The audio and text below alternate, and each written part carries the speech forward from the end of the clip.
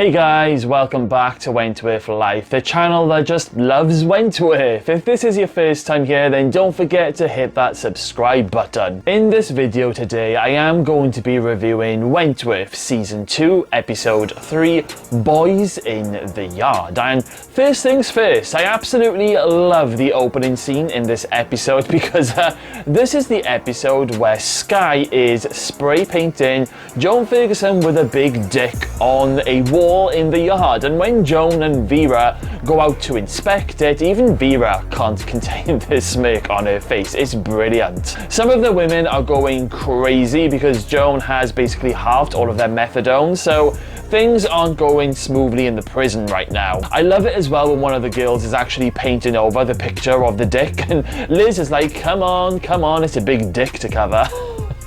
I'm such a child. Of course, Joan Ferguson is not happy and she calls Doreen into her office and tries to force Doreen to tell her who was responsible, and Doreen keeps saying that she didn't see who did it. This is the first time we properly see an angry Joan Ferguson when she does a little, little neck twitch when she's trying to hold it all together, and she basically gives Doreen 24 hours to give her the culprit or she will basically cancel the garden project. Joan is also continuing to play games with the officers, specifically Fletcher. Joan tells Fletcher that a complaint has been made for the overuse of cap spray with Skye in the last episode, and this causes Fletcher and Will to have a little bit of a fallout.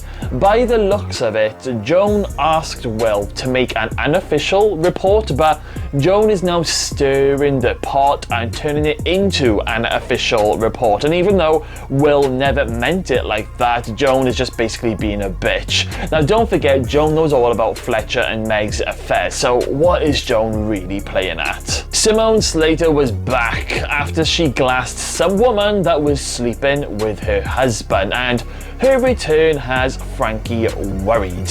Now, if you remember in Season 1, Simone was working for Vinnie Holt and was really good friends with Jacqueline Holt, so Frankie is worried that Simone is going to try and take over the drug trade and maybe even top dog. Frankie gives Simone a warning about bringing any drugs into the prison, but it's not long before all of the junkies are floating around Simone trying to buy stuff from her. Frankie gives Simone one final warning when she stabs her with a fork in front of Bea and some of the other women in the dining room. And this is where Frankie mentions the Holts and Braden, and this gets Bea really interested because Bea wants to take out Braden, and Bea goes out of her way to then try and befriend Simone. Later on, Simone tries to set Frankie up so her and her crewmates can basically beat her to a pulp, but Skye ends up double-crossing Simone, and it's Frankie and Boomer who end up bashing Simone in the library, and it's brutal. That bit where Boomer smashes Simone's head into the bookcase gets me every time.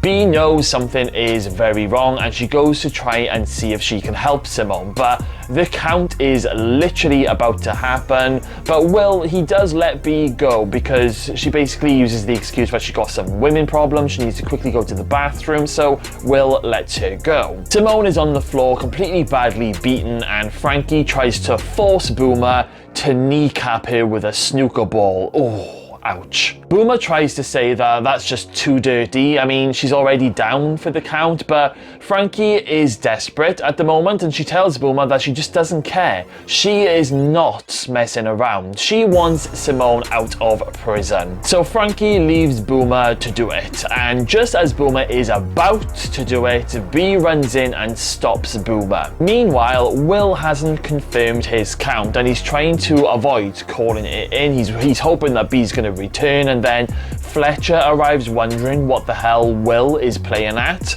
Will then gives his radio to Fletcher and Will runs off to see what's going on and where the hell Bea is gone, and I reckon Will knew something wasn't quite right anyway.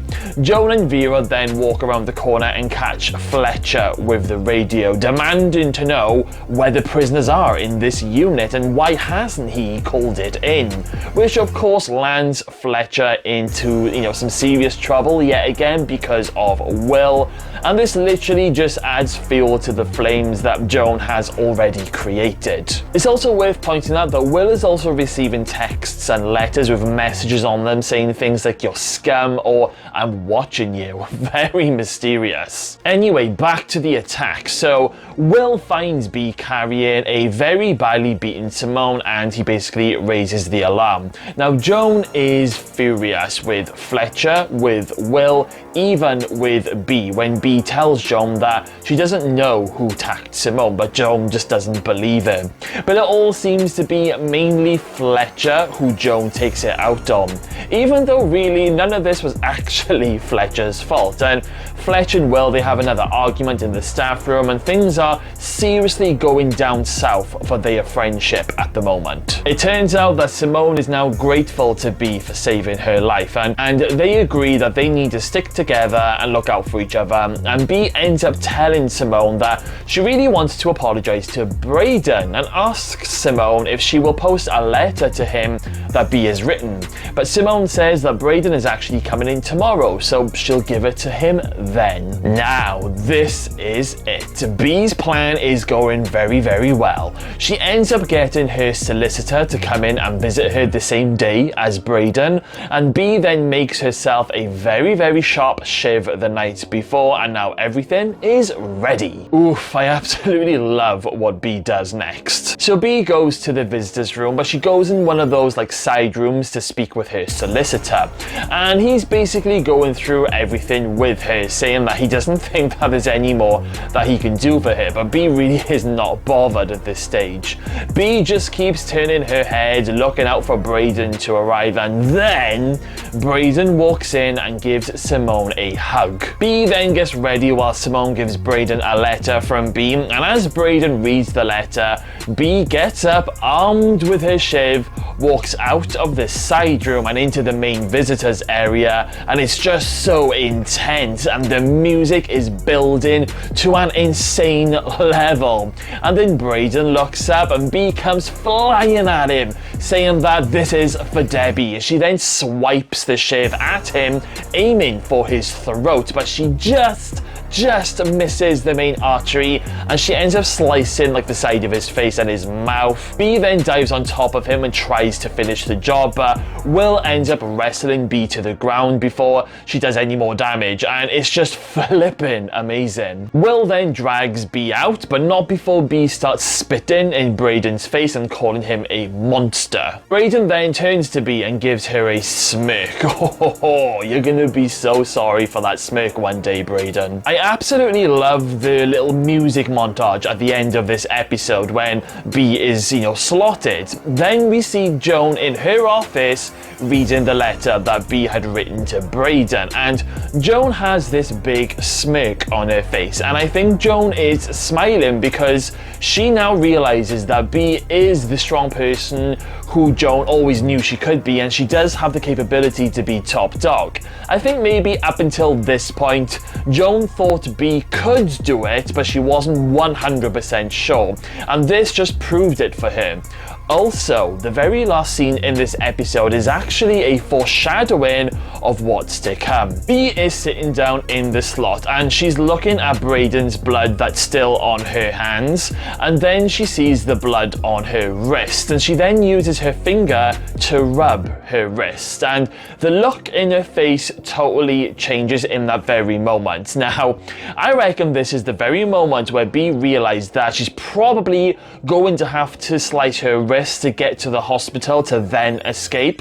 Maybe this is a plan that she was going to use as a last resort, but this is definitely the moment when that plan first popped in her head, because in the previous episode, B heard Vera say to Fletcher that you can't restrain slash wrists after Sky had slashed hers. So this plan was all coming together in B's head as episodes were going on, and I just love the foreshadowing that we never would have noticed during the first watch, but once you go back and re-watch it, these are some of those little moments that just surprise you. I absolutely love this episode. I can remember when I first saw it, I kept rewinding the moment where B was attacking Braden. I literally loved it so much, and I loved the whole build up while B was waiting for him to arrive and the music was building and building, and I loved Frankie's reaction because Frankie was in the visitor's room as well, having a visit from her friend. It's just incredible and absolutely outstanding. So my favorite moment shouldn't be a surprise. It's the moment where B attacks Braden, and my least favorite moment would have to be the moment where Frankie went fishing with Simone, if you know what I mean. Now I know Frankie is top dog, but nobody, and I repeat, nobody has the right to do that to another woman without, their consent, and Simone definitely did not have a choice in that one. Anyway guys, let me know in the comments box below all of your thoughts of this amazing episode, and let me know what your first reaction was when, you first saw B attack Braden. Were you as excited as me? Because I tell you what, my feet were flying in the air and everything when I first watched it. Okay then guys, well thank you all for watching today's Wentworth review. Make sure you smash that subscribe button, stay safe, and I'll see you all again very, very soon.